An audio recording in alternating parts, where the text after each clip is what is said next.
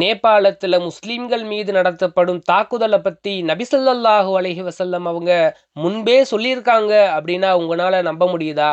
நேபாளத்துல இந்துத்துவாவினரோட போல்பம் ஊர்வலம் நடந்தப்போ டிஜே பாட்டு போட்டதுல பிரச்சனை ஏற்பட்டு இந்துத்துவாவினருக்கும் இஸ்லாமியர்களுக்கும் இடையே பெரிய கலவரம் உருவாகி இருக்கு.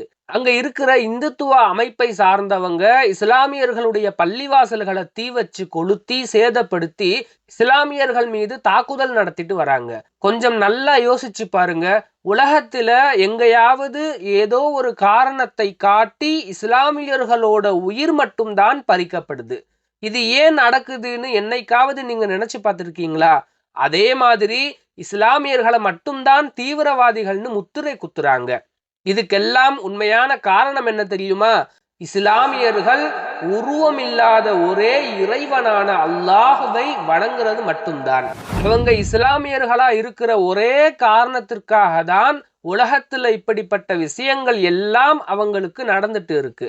இத பத்தி நபி ஸல்லல்லாஹு அலைஹி வஸல்லம் அவங்க முன்னாடியே சொல்லிட்டாங்க. சாப்பிடுறவங்க எப்படி ஒருத்தர் சாப்பாட்டு தட்டை நோக்கி கூப்பிடுவாங்களோ அதே மாதிரி எதிரிகள் எல்லாரும் ஒன்னு சேர்ந்து முஸ்லீம்களான உங்களுக்கு எதிராக செயல்பட கூப்பிடுவாங்க. அந்த நேரத்துல இஸ்லாமியர்களோட மக்கள் தொகை அதிகமா தான் இருக்கும்.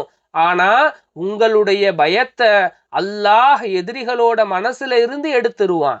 ஏன்னா அந்த நேரத்துல நீங்க இந்த உலகத்தை அதிகமா நேசிப்பீங்க, மரணத்தை வெறுப்பீங்க அப்படின்னு நபி ஸல்லல்லாஹு அலைஹி வஸல்லம் அவங்க முன்னாடியே சொல்லியிருக்காங்க. அவங்க சொன்ன மாதிரியே தான் இன்னைக்கு இருக்கிற இஸ்லாமியர்கள் இந்த உலகத்துடைய வாழ்க்கையை நேசிக்க ஆரம்பிச்சிட்டாங்க, மரணத்தை வெறுக்க ஆரம்பிச்சிட்டாங்க. இதனாலதான் உலகத்துல இருக்கிற எல்லா இஸ்லாமியர்களும் எதிரிகளால தாக்கப்படுறாங்க.